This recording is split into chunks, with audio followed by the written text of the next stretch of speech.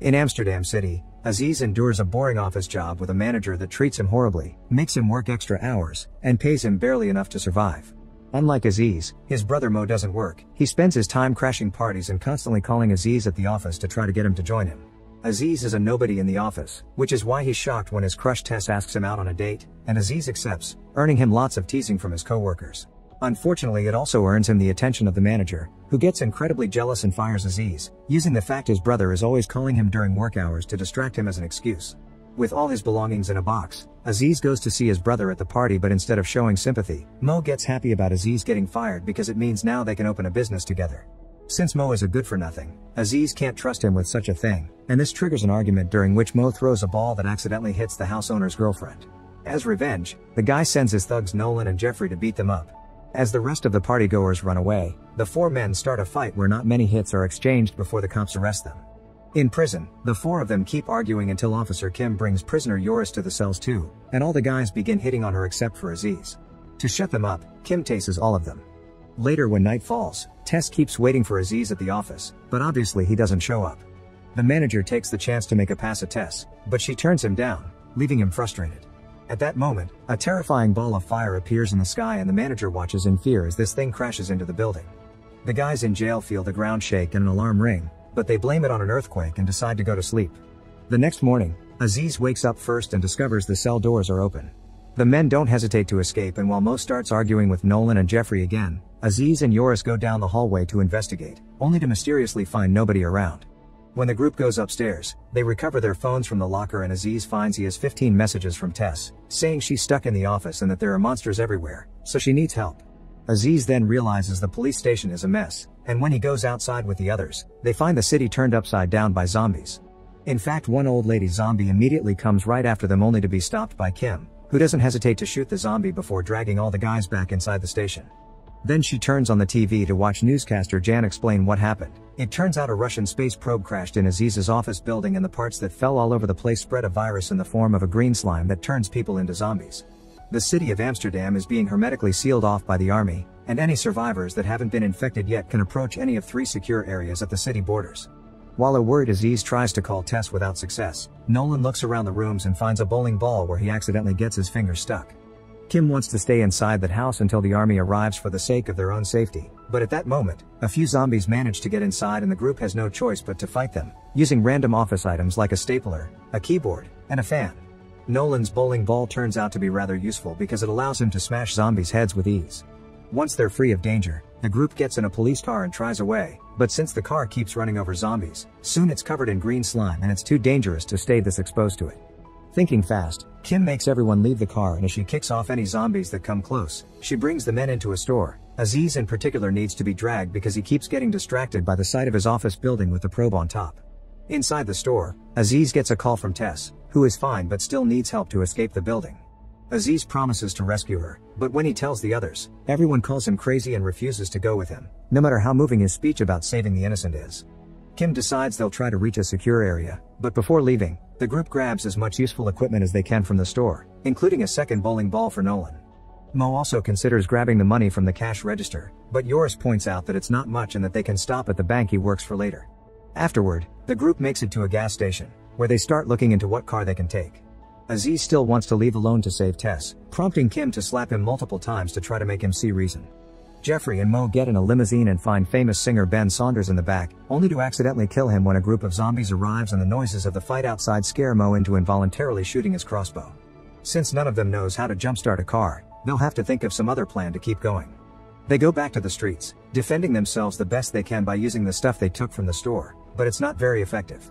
Thankfully, Jeffrey realizes they're near a garage owned by his friend Ruben, who works there with 2 other mechanics, and they're allowed inside with no trouble.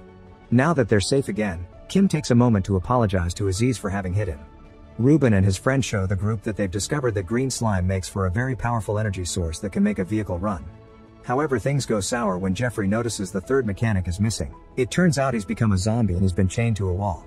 The group wants to kill the monster, but Ruben won't let them and puts himself between the zombie and Jeffrey's party. This is an awful idea, because the zombie doesn't remember his friends and bites Ruben before breaking the chains to attack the others. While the group fights the zombie, Aziz picks another call from Tess, who is being surrounded by zombies and doesn't know for how long she'll be able to survive. Right before Nolan manages to finish the zombie off with his bowling balls, the monster manages to wound Kim, and Aziz cradles her in his arms because he refuses to leave her behind. Unfortunately, Nolan, Jeffrey, Mo, and Joris don't care, and they leave in the slime-powered truck to find Joris' bank. As soon as they make it to the bank, Joris opens the safe and the group begins filling lots of bags with as much cash as they can. Nolan wanders off and discovers the work had been having a birthday party when the zombies came, and the birthday cake looks too delicious not to try it.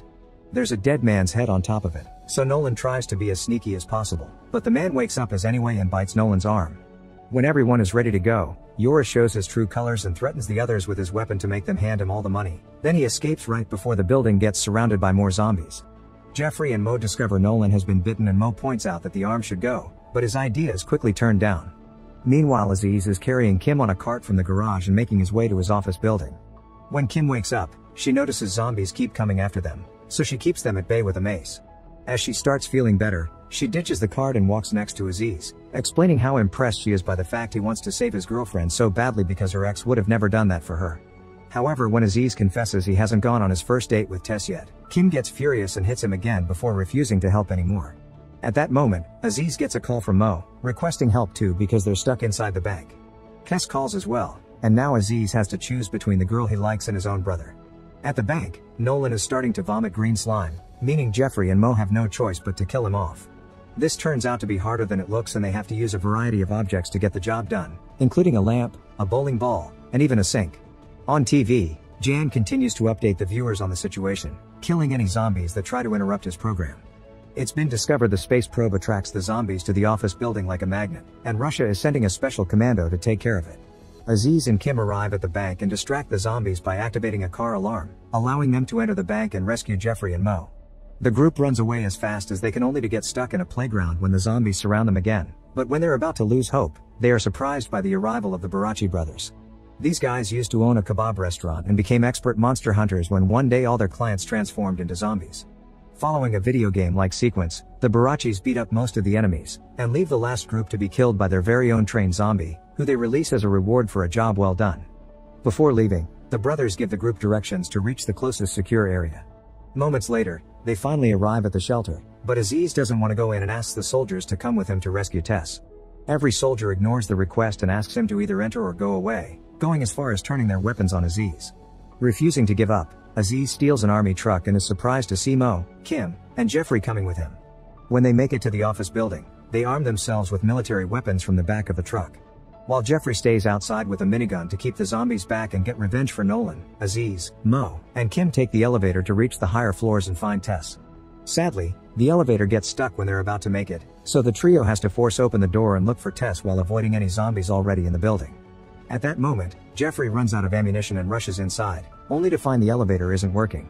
Now he'll have to climb the stairs, which is a long trip to make from the first floor, not to mention the added weight of the minigun. As the trio carefully sneaks around the offices, they come across a co-worker of Aziz's who is here for Tess too because she's called every single guy she's had a night of fun with. Mo gets furious at the fact they've been putting themselves in danger, but Kim tells Aziz to go ahead and find Tess anyway while she and Mo use their firearms to fight the incoming zombie horde. Once he's far enough from the fight, Aziz calls Tess, only to hear her say she doesn't need saving anymore because another co-worker arrived first.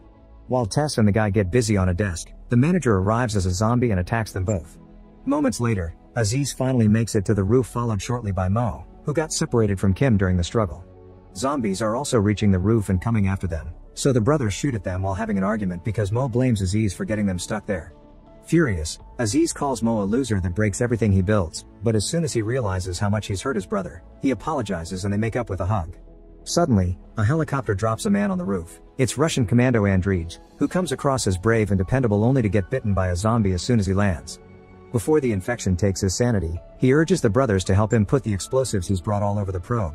That way they can blow up the building and all the zombies with it. Meanwhile, Kim comes across Tess, who apparently is scared and crying. However, this is all an act to bring Kim closer since she's a zombie too. While the women start to fight and Jeffrey continues to make his way upstairs very slowly, Aziz and Mo finish putting up the explosives right before Andrij turns into a zombie. The brothers fight him together to no avail, and Andrij manages to push Mo to the ground to bite him.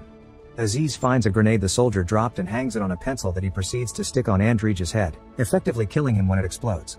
Since Mo has been bitten, he decides to stay behind with the detonator and sends Aziz away, giving him 10 minutes before blowing up the building and telling him to go for Kim instead of Tess because she's a much better person. As he makes his way back into the building, Aziz comes across the manager, who he shoots quickly before turning around the corner and finding Kim killing Tess with a kick to the head.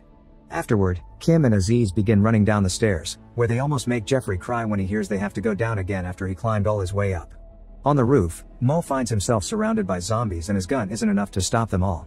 He can't die without finishing his mission, so he detonates the explosives before the 10 minutes pass.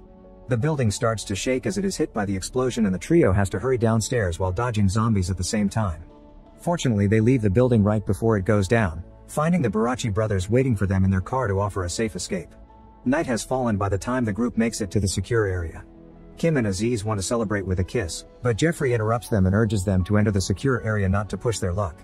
Shockingly, things are not much better inside because the entire army has been attacked by vampires. After Aziz expresses his hate for such creatures, the group gets ready to fight while on TV. Jan sadly loses the battle and is killed in front of the camera. Make sure to subscribe and turn on notifications so you can watch more videos like this. Thanks for watching.